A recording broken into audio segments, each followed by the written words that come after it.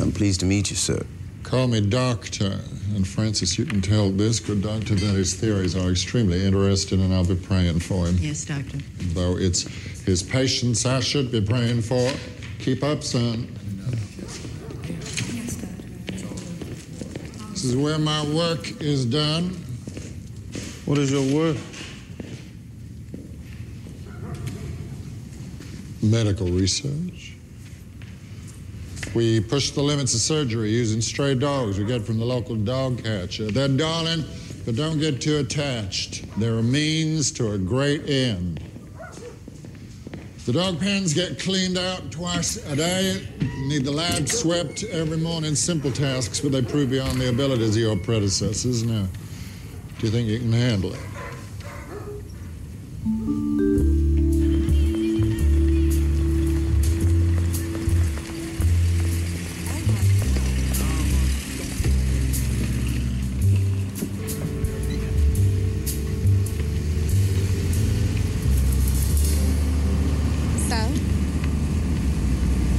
So what? That's so what me? Did you get it? You got it. You must have got it. Oh, Vivian! Oh. It's working at a hospital, right? Yeah. Oh, I'm so glad. Everyone's gonna see how smart you are now. I don't know how smart you have to be to shovel up, but the guy I'm working for, he seemed kind of eccentric, but he's a doctor, yeah? That's right, he is a doctor. So you just keep your eyes open. Mm-hmm. We can get married now. Do everything just like we laid it out. Doctor. And Mrs. Thomas. Hello and welcome to Book versus Movie. This is a podcast where we read books that have been adapted into movies, and then we try to find out which we like better, the book or the movie. I am Margot P. of ColoniaBook.com, and this is my good friend and co-host, Margot D. of Brooklyn Fitchick. Hi, everyone. Welcome. It is this our last episode of February, or are we doing one more? This is the last one. That was fast. It was. I know. Well, we're wrapping up Black History Month here at Book versus Movie. Next month, we're going to be doing all musicals in March, which is going to be so much fun. I'm very excited. This has been a very fun February. Very excited to talk about today's episode. We haven't really discussed it very much off air, so this is going to be really interesting to see how this goes. And if you are new, yes, this is a podcast where we talk about books and movies, but since we've been in this weird pandemic era, we've been doing a brand new episode every single week. And so that means, sometimes we can't read a massive tome in 7 days. Mm-hmm. So we're going for shorter literary sources, literally any literary source, whether it's a novella or a short story or a song or a musical. In this case, we're going to be talking about a magazine article this week. But if you have ideas for books and movies, we are always looking for more. There are several places where you can give us those suggestions and meet other listeners, as well as Margot P. and Margot D. on the internet. We do have a basic Facebook page. Look up Book versus Movie there. All the episodes are posted there. We have a private Facebook group, and that's the best place to interact with us. And this is where we got our suggestion for today's episode. And I want to give a shout out to David Wang. This was his idea. We're on Twitter and Instagram, where at those places you spell out book versus a movie. And we have an old-timey email. It's Book versus Movie Podcast, spell that all out at gmail.com. And if you would like some stickers or magnets or any kind of that kind of merch, let us know and we will drop them in the mail for you. And if you really enjoy the show and you would like to help keep us in books and movies, you can also join us on Patreon. All of our episodes from February 2020 and then previous to that are going up on that Patreon wall. We have 80 episodes up there. I just put up Elton John's Rocket Man. That was a super fun one to record. We have a couple of very affordable options. Just go to Patreon and look up Book versus Movie Podcast. And we totally appreciate you all for doing that.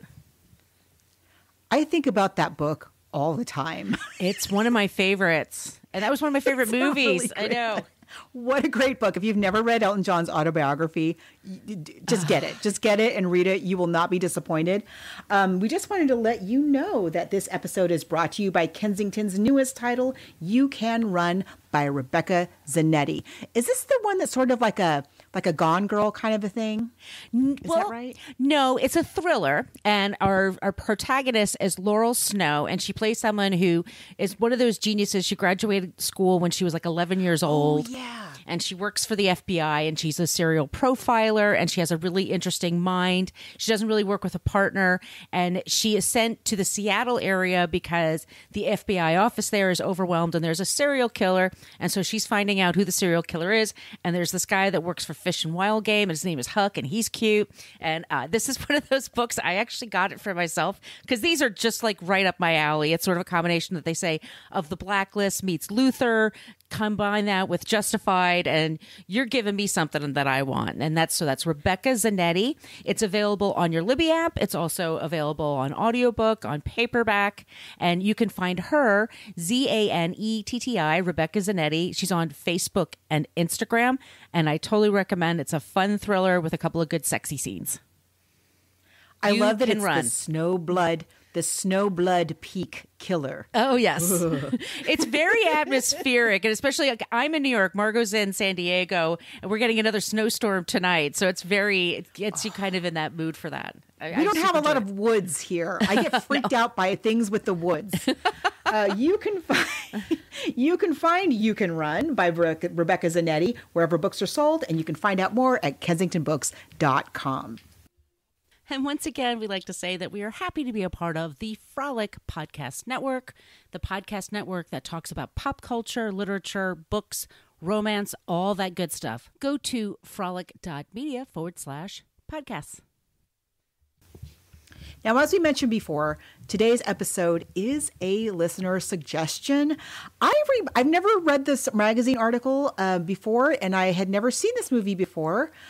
I remember hearing the story when the movie came out. Mm-hmm. I have a vague recollection of seeing like either a 60 Minutes or maybe a CBS Sunday Morning kind of a piece on it. That tracks. But it is a fascinating story, a true story, very different from the one we did a couple of weeks ago on The Butler, which was also based on a magazine article, where the movie was a highly fictionalized version of the really extraordinary true life story. This one is a little truer to the actual story, although there are some liberties taken, which I'm sure we'll get to. But let's talk about Like Something the Lord Has Made. It first came out in Washingtonian magazine. So the other article we were talking about was in Washington Post. This is Washingtonian magazine.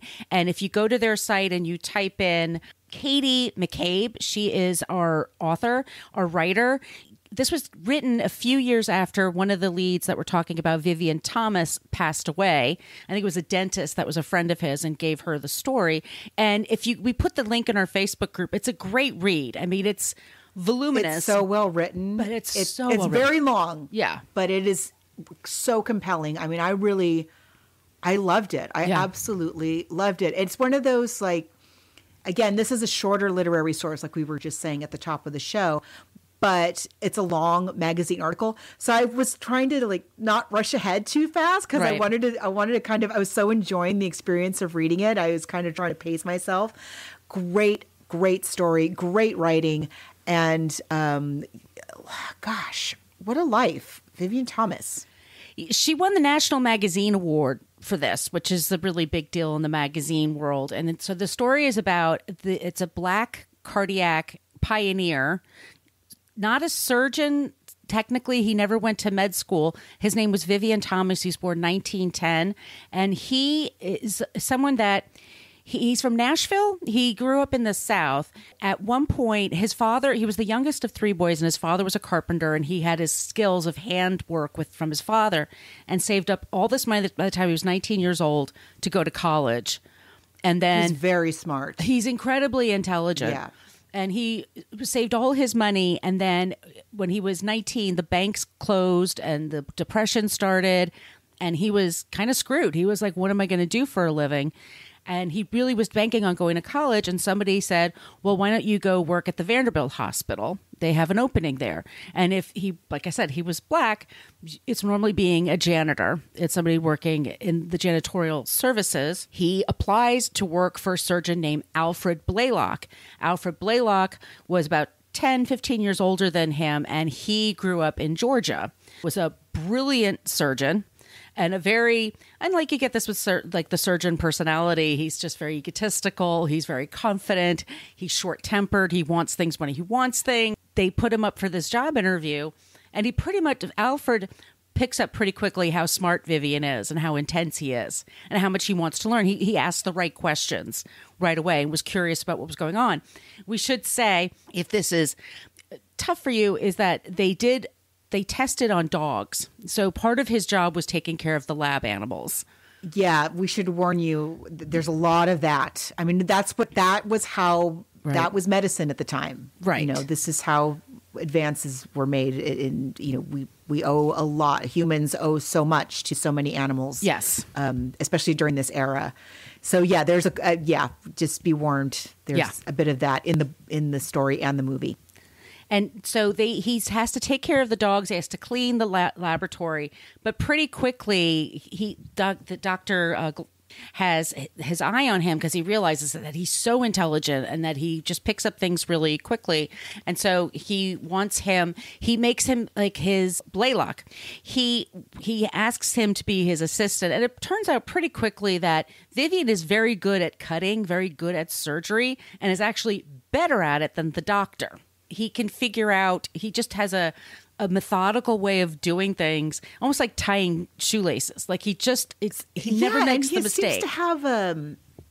He seems to have what we now would call a design mind or an engineering kind of a mind. He's just super smart, super talented, and very tenacious, it seems like, in everything. But in terms of his work, it manifests in that, he's thinking about cardiac surgery, at a time where that is something that we take for granted now. There's like 2 million that happen in the U.S. on a regular basis. But that was not a thing that you could do. This was during a time where it was thought to be absolutely impossible to operate on a human heart.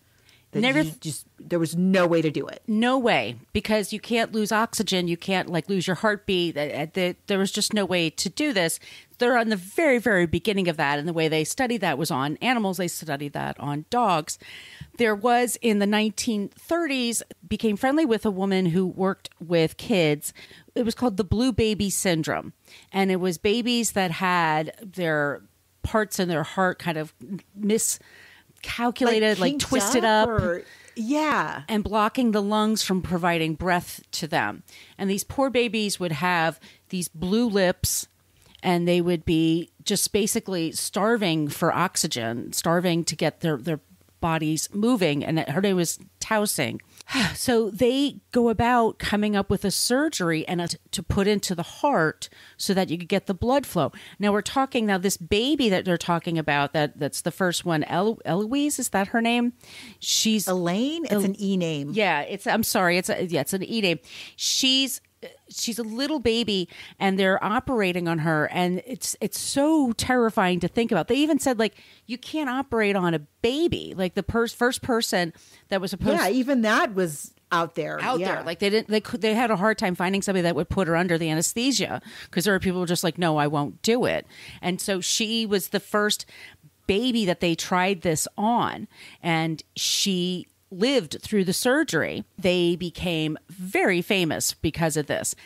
They meaning Dr. Blaylock and yes, if by they and Dr. you mean all of Taussig, the white doctors involved, the white doctors yes. and the one woman that involved, and they were all very close together. So they go from they were in Nashville, and then Dr. Blaylock gets a job offer because he said they came as a package deal. He was offered a job in Detroit for a lot of money, but they wouldn't take Vivian Thomas with him. So they go to Johns Hopkins in Baltimore, and I never realized it, but I should have known this. I don't know if you've ever been to Baltimore.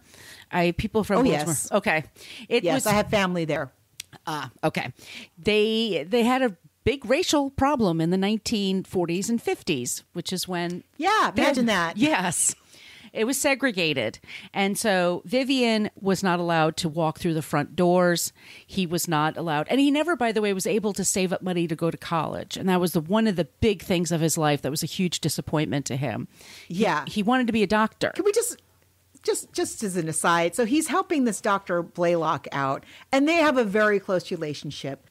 Again, it's another time. Right. Just to be clear, Dr. Blaylock fully could have sent this guy to medical school. Yeah. At any time. At any time. Could fully have, and it's hard not to think the article is, I think, fairly... They do a good job of presenting kind of the different angles of it, especially considering that the article was written in 1989. Yes. You get the impression, I mean, I can only conclude from what the article says and from what we've heard in other sources since that, Blaylock basically decided he couldn't spare this guy for that amount of time is sort of the impression that I got. And so he never sent him to medical school. He never sent him to medical school. And there was also a documentary that you and I were talking about. It's on Tubi, and it was on my Roku, so I was able to get it. And it's called Partners of the Heart, and Morgan Freeman is the narrator. It comes out 2 years before the movie we're talking about today. And they're a little more specific about Blaylock grew up in the South. 1899 was when he was born. He was okay with these rules and segregation. He was raised by Civil War people. Yes. Jefferson Davis, I believe he was related to in some way. He didn't have a problem with all of this. So he thought he was doing a great favor for Vivian Thomas. He did, by the way, because Vivian Thomas... Right. Arguably, again, for the time. What are you going to do in the 1940s? But it's so aggravating. But it's very aggravating. And there's a point where they moved from Nashville to Baltimore, and then the home prices are through the roof. And even though they got a bit of a raise, Vivian was struggling. He was making a janitor's salary. He tells this to Dr. Blaylock and says, I need more money. I got to be able to take care of my family. And Blaylock says, all right, I'll try to get you a raise. He goes, why don't you make your wife work? He goes, no, my whole point was I wanted to take care of. Right. That's not a solution. That's not the answer to that problem. It's not. Because right. So then he says, fine. If we can think out, I just say, if we could think outside the box to operate on the human heart, I feel we can think outside the box to send this guy to medical school or just give him a freaking raise already. Can we not do that? He gives him a raise. They both get raises because they both were saying it. And he's able to at some point. So Vivian, by the way, not only does he go through a separate entrance, when he walks about the hospital, he has to take the lab coat off sometimes because it alarms people to see a black man with a white lab coat. I mean, it's all this is very frustrating. And on top of that, Blaylock was like, I got an idea. I like to host these parties. My wife is a socialite.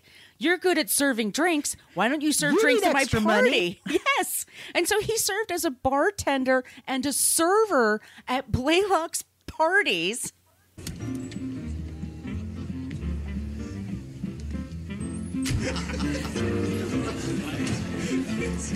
I'm looking for my next watershed discovery, not to put too modest a point on it. It's not enough for us to be great surgeons. We need to be outstanding researchers. Any ideas? Anything innovative? What about skin grafts? Testing what skin groups might take? Isn't skin merely packaging? No, it keeps out infection. Excuse me, Dr. Blaylock, may I suggest something? Please do. I'm very suggestible. Tell us your name again. I run the Harriet Lane Dr. Clinic for Tarsi. Children. Yes, of course. Dr. Longmire, Dr. Kelvin, Dr. Cooley. I've read about your research. Congenitally malformed hearts. Yeah. Oh, boy. Women in their hearts. Vivian, would you get Dr. Tarsi a drink? What would you like? Champagne would be lovely. Yeah, let's lubricate the vein of inspiration. Go on, Dr. Tarsi. Tell us more. Well, it's something that up to now has been written off as untreatable, but I don't believe it has to be. I'm speaking of tetralogy of Fallot. Blue babies. Yes, these children, their hearts aren't failing. They're suffocating due to a blockage in the main artery to the lung. Pulmonary stenosis.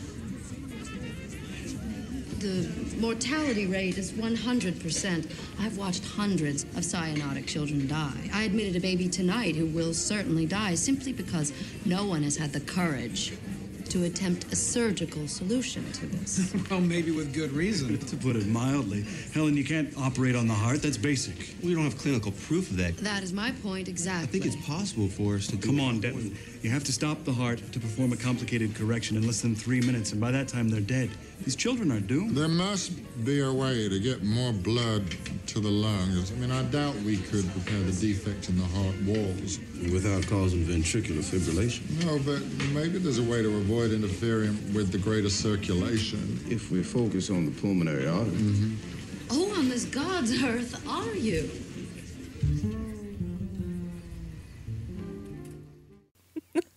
Just the first time he meets Dr. Tauseng is at a party at the house where he's offering her a gift, and then they started chatting, but he never would have met her otherwise. I mean, but they all were kind of like, wait a minute, who are you? What are you doing? Because he works in the lab. He never goes to college. He works for him. They have this baby that they're taking care of, and she lives, but in real life, she only lived about a year. And then they discovered kids need to be about 2 or 3 years old, really, before they have that kind of surgery. But what was happening is kids that age, and that's just what medical advancement is. I mean, you try something and you hope it works, and then you learn and you move on. Then they became like the center for treating heart ailments in the world. And Dr. Blaylock is on the cover of Life magazine, has a huge spread about him, never mentions Vivian Thomas.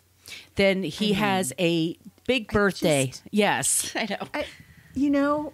He's not a piece of office furniture. He's a human being who you owe your tremendous global success.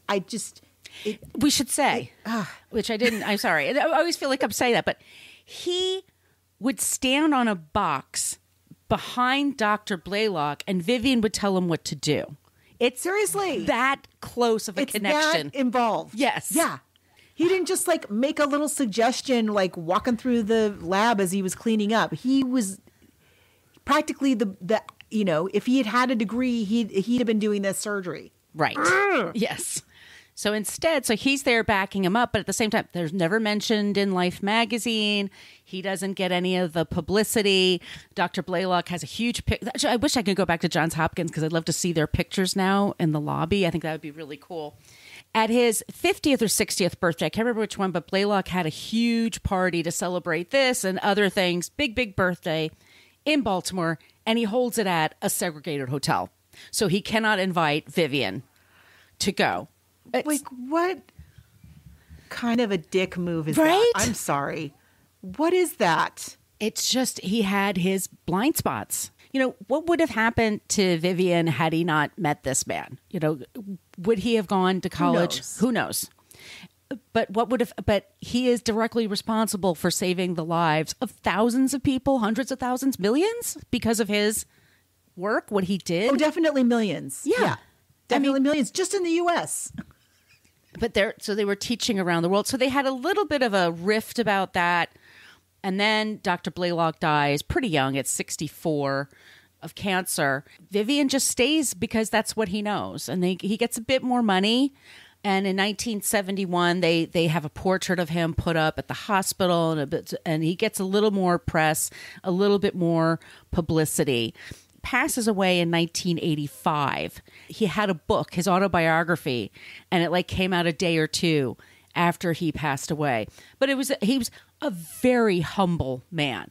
This was somebody he was given an honorary doctorate, but because you can't give somebody an honorary doctor like a medical doctor license, they gave an honorary doctorate, but it's like a lawyer's kind of honorary doctorate. Yeah, it's a weird kind of workaround. It's a little bit of a loop that they made in order to include him. But now his portrait is up there next to Blaylock's. And he was very humble when he accepted. He was very proud. All of his kids went to college, and their kids are going to college. And many of them are doctors. Yep. Yeah. And then all the people that he taught. Yes. the many, many, many, doctors that he taught and empowered and put out in the world to save, the ripple effect of this one man's life is incalculable. Right. And the author says, Katie McCabe, and she has a website, katiemccabe.com. She writes all kinds of things, but said that, doctors were like, yeah, in between surgery, you could talk to me right now. Normally doctors are very tough to get on the phone, get a quote from them or anything, but they completely worshiped him. His technique was incredible. And he was a great teacher. He really was just a gifted instructor. And you would never have known that. But it's just, that's his story. And it's true, but you don't have to be a dick. Yes, you don't. Maybe you could, Alfred could have done better. A little. I think we can expect a little more. Yeah. I feel. Yeah. If you're going to be groundbreaking about that, and you can't be groundbreaking about anything else, literally just that one thing. Right. I find that hard to believe. Somebody you knew for 30 years. I mean, yeah. Now, the article does say, so Blaylock, I guess he was a smoker, as everybody was in this. Mm-hmm. Anyway, he was really sick for a really long time before he died. He was quite feeble, apparently extremely vocal in his, once it was too late to do anything about it, he was very vocal about his regret of not sending Thomas to medical school, and assumed, there's a scene about that in the movie, which we'll talk about. I'm assuming that that's a conversation that probably took place. But anyway, he was very public about his regret about that. But yeah. Do better, Dr. Blaylock. Yeah, in your next lifetime, yes. That's the story. And it comes out in 1989. It does, like I said, it wins the National Magazine Award. And there is some moving forward going on. And then in 2002, this documentary comes out and it does very well in the American Experience. And that sort of flash forwards to selling it to HBO, which puts out the movie in 2004. Let's play the trailer.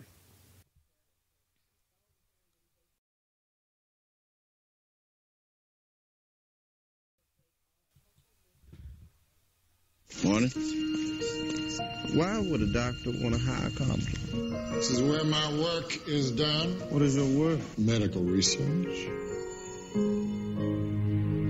Let me see those hands. You must have got it. Oh, Vivian! It's working at a hospital, right? Yeah. Everyone's gonna see how smart you are. Vivian, Dr. Blaylock wanted you to have this. Excuse me, all workers punching at the rear entrance. He's with me. I'm sorry, Dr. Blaylock, but that's the rules. I don't think that she's breathing right now. I don't think that she's breathing. The baby back there, how long? 6 months. Are you going to take this on, Doctor? No one's ever done anything as hard as this.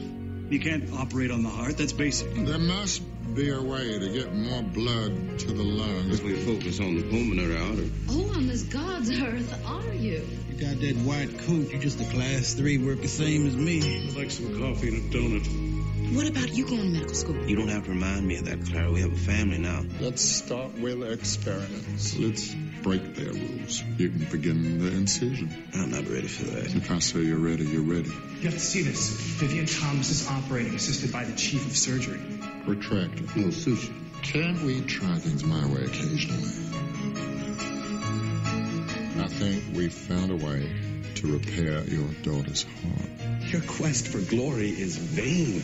Postpone the operation until you have more experience. Postponing means signing that baby's death warrant. I'm operating tomorrow. Hey, Vivian Thomas. What's wrong? What's happened? Paging Vivian Thomas. You're running an OR right now.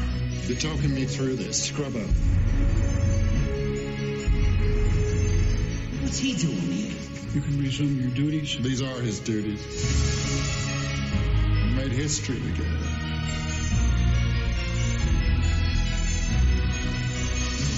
We changed the world.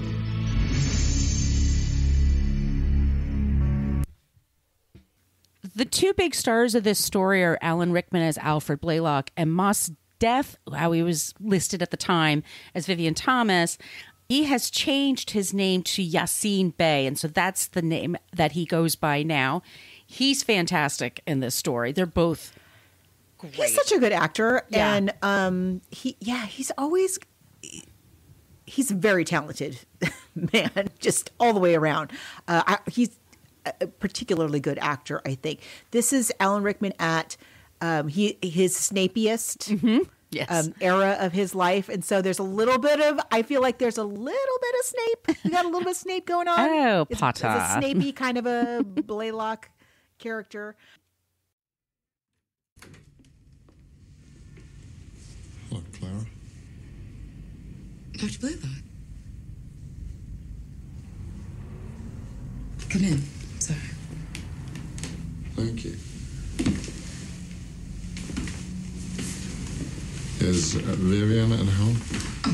Yeah, he's putting the kids down. Viv?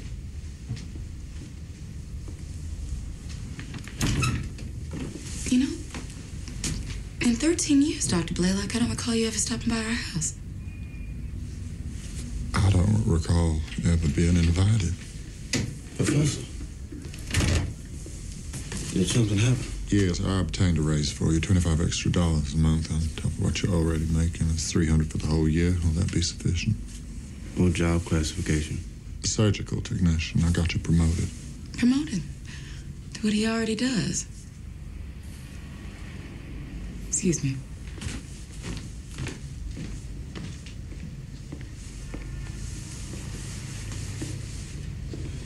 Now you can pay your rent and put all your focus on our research. Vivian, back there in the lab with Pontius, what did you do? What you suggested, partial fistula. Stitch the main arteries and veins together end to end in 2 lobes of the lungs. We created a blue baby's heart in that dog. Did we? Now we have our disease model. We can find a cure. And much as I enjoyed coming here to see you, would you mind terribly if I got you a telephone? No, not at all. Thank you.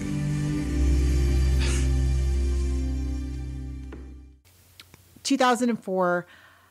I'm going to say right off the bat. So there's a lot of things I like about this movie, but there's one big thing I don't like about this movie, and that is the telenovela score. What is going on with the score of this movie?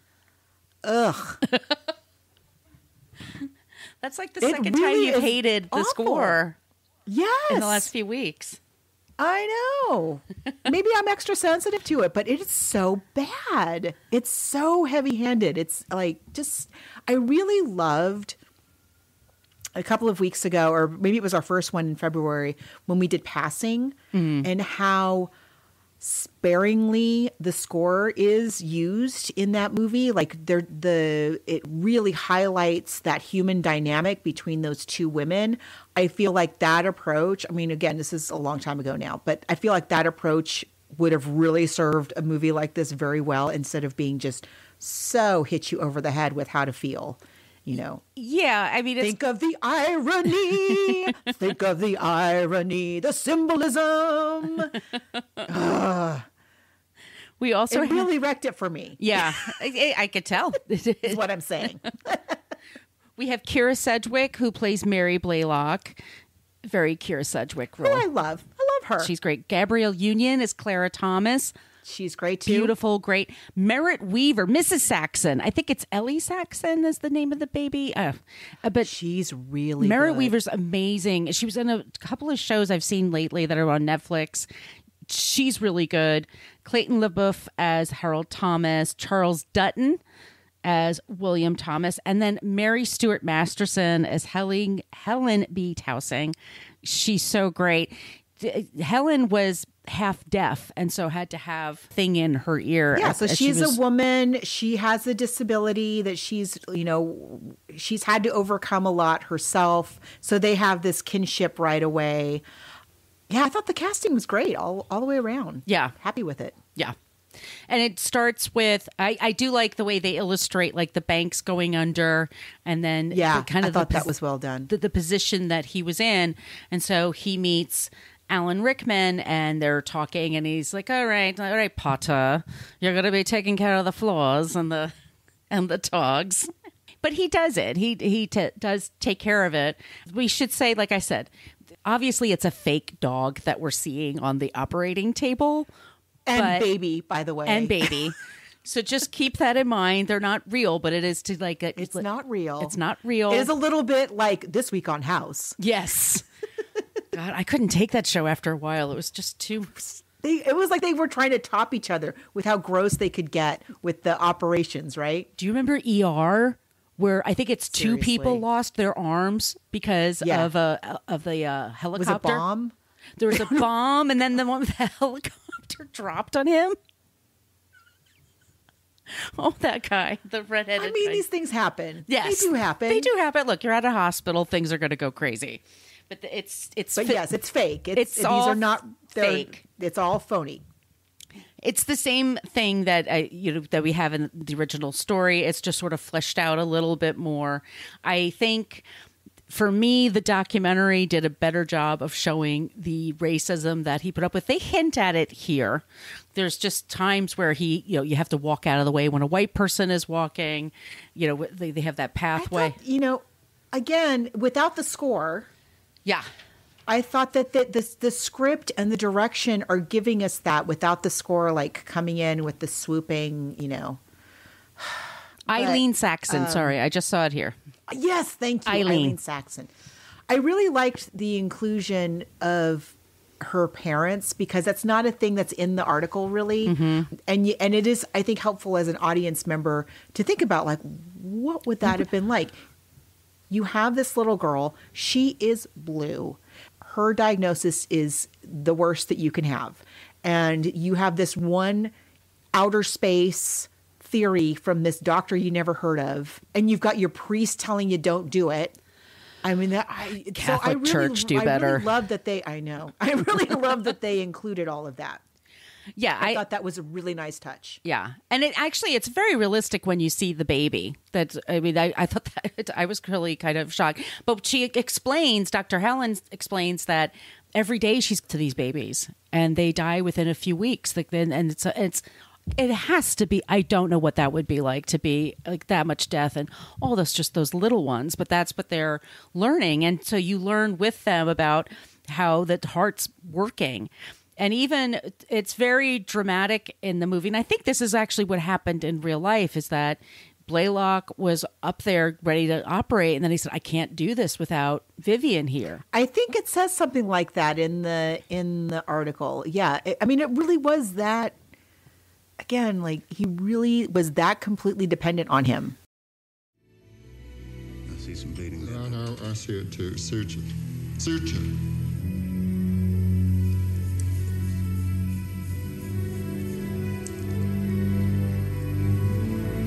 No, doctor, the other way.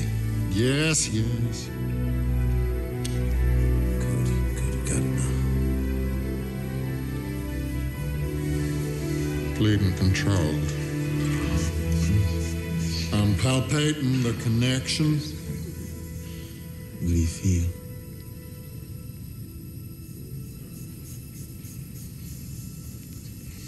I can't tell if blood is flowing through the shunt. It's just too small to feel anything. Dr. Blaylock, you have to see this.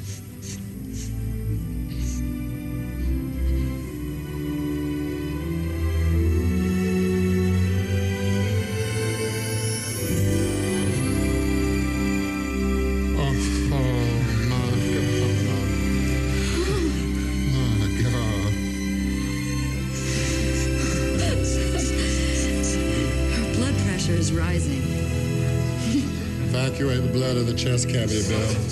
Put in the chest tube. Inflate his left lung with oxygen. Ready for closure.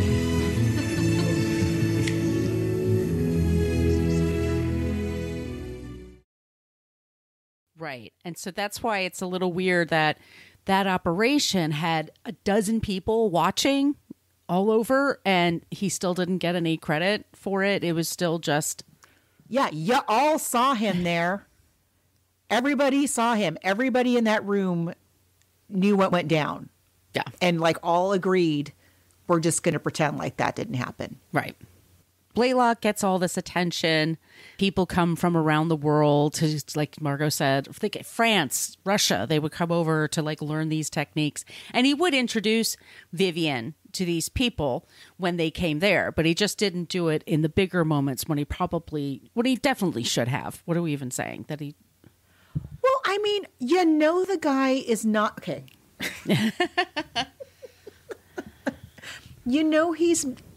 He's not being paid what he should be paid, right? Right. And making him do extra work for money is not a solution. And maybe actually acknowledging his contribution would help. Yeah. Wouldn't hurt. Wouldn't hurt. It wouldn't have hurt.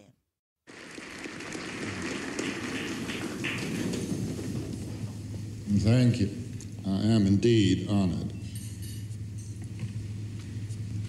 While I'm grateful for the many gifts that have been given to me in my life, perhaps the greatest gift has been the support of my colleagues over this last year. My good friend, Walter Dandy, the wonderful, brilliant colleagues who assisted me in our operation, Dr. Helen Taussig, Dr. William Longmire, Dr. Denton Cooley, Dr. Merrill Harmel. I believe one group of people could not have accomplished so much in so little time without a strong, unified effort. In the spirit of breaking new ground together to further the reach of medicine is one that should be cherished. That's kind of it, though. That's the story. I mean, it's presented pretty much like this is how they meet. This is what happens. They have a little bit of a rift towards the end, but then they make up. And then Vivian is then, he does get the applause later on in his life. And it took the 1970s. I mean, he was in his 60s by then. Civil rights era. Exactly. Yeah. Exactly. But then he's a person. Right. He's a human guy. Who knew? But yes, that's the story. And I thought it was really well done. I mean, yes, the score could be... That's my only real criticism of it. I thought the script was very well crafted.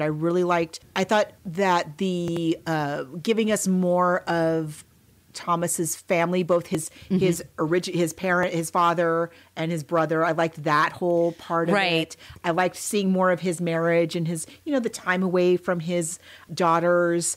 And I also liked, getting just a touch, not except for the score, not hitting you over the head with the civil rights movement is happening and thoughts are shifting and, things are changing. And I liked the other doctors, the other young doctors that were helping and learning from him.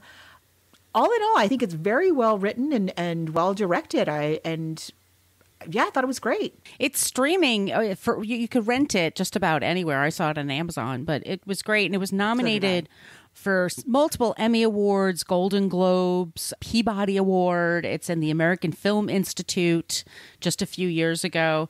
It's a great story. It's something I didn't know about. It's about a person I didn't know about. And it says a lot about persistence, and it says a lot about just hard work. I mean, they would start first thing in the morning and they would work till midnight, and they had surgeries all day. Yeah. I mean, it was... just to have to stand there that long. Yeah. Let on alone concrete you're floors. In a kid's heart. Yeah. Ooh. Yeah.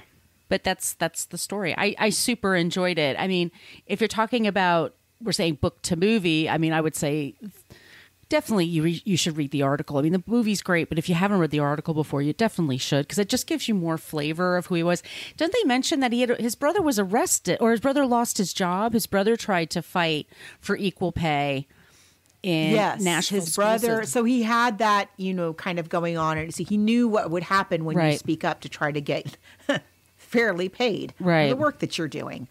Yeah, it really is he's a very strong, someone with a very strong character. Yeah. To be able to, there's been a lot of, we recently lost bell hooks. There's been a lot of conversation specifically about Black academics and the kind of ongoing systemic stress of being a Black person in a traditionally white environment and the toll that it takes on one's physical health. The fact that Thomas, at a time when life expectancy was not what it is today, he lived to be 75. He lived he had a longer life than Blaylock did, in spite of the many, many extremely stressful, constant pressure, constant,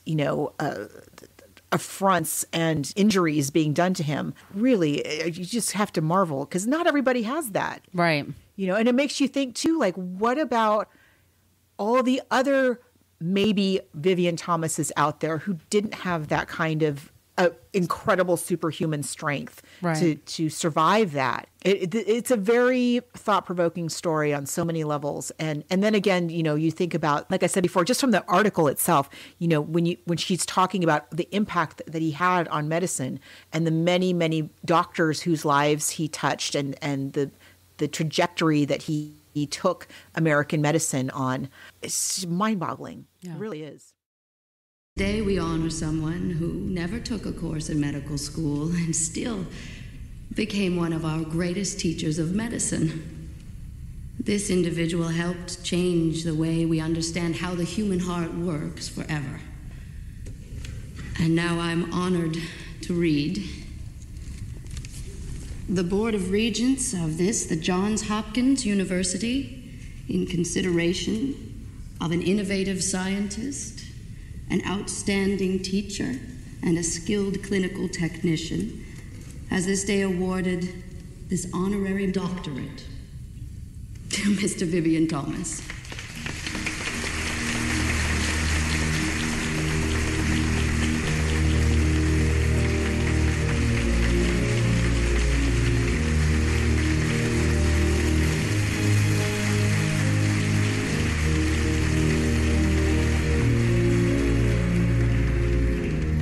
Congratulations, Dr. Thomas.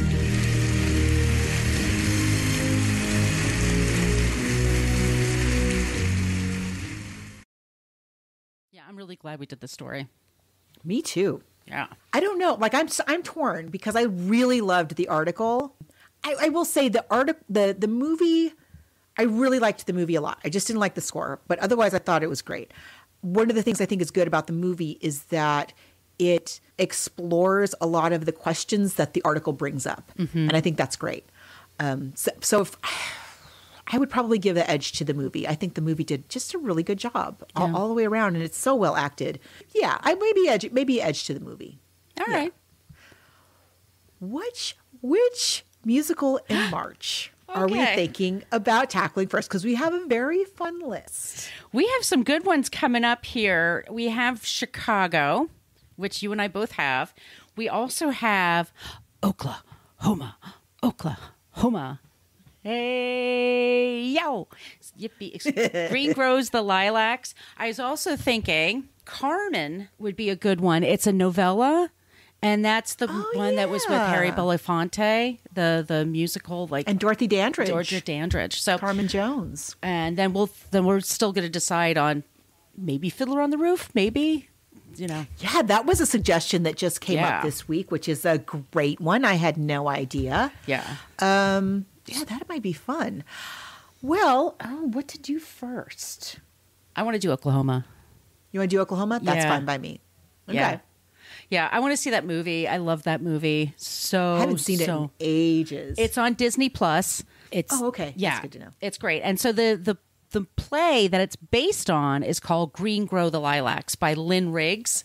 And we both have a paperback copy. And it's a pretty quick read. It's like 120 pages. I love reading these little scripts. And I know, they're fun to read. They really are, yeah. Yeah.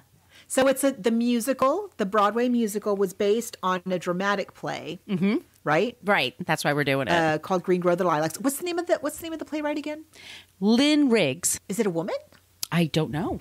When you go back so far in the 20th century, sometimes it sounds like a woman, but it's actually a man. It's probably a man. Yeah, we'll definitely talk about him or her next week. I'm excited. It might be a man because there's no E at the end, I see. Yeah. Yeah. Well, we'll find out. Yes, we will. Thank you all so much for listening. Be sure to follow us. Send us your suggestions, some other ideas that we had. We're a poetry month, API month, banned books month. Summer's going to be here before we know it, and we always love those blockbusters that are based on books. So, put your thinking caps on. Be sure to reach out to us with your suggestions. We really love that. And once again, definitely the Facebook group is the best place. If you don't mind Facebook, we're one of the nicer places to hang out. And Margot, where can they find you? You can find me online at coloniabook.com, and all of my social media callouts are at She's Not Your Mama. And where can they find you? You can find me at Brooklyn Fitchick for Twitter and Instagram, and my blog is brooklynfitchick.com. And we will be back soon with a new episode. Thank you so much for listening to the Book vs. Movie podcast. We are a part of the Frolic Podcast Network. You can find more podcasts you will love at frolic.media/podcasts. We follow the hashtags LadyPodSquad and Podern Family. If you want to support the show, you can go to our Patreon page, go to Patreon, and look for Book vs. Movie Podcast. We have a basic Facebook page, but we also have a private Facebook group. Go to Facebook and type in Book vs. Movie Podcast group if you want to join that. You can follow us on Twitter and Instagram at Book vs. Movie. Spell all those words out. If you'd like to send us an email, it's Book vs. Movie Podcast, spell that all out, at gmail.com. You can follow Margot D at Brooklyn Fitchick on social media, and Margot P at She's Nacho Mama. Thanks so much again for checking out our show, and we'll be back soon with a new episode.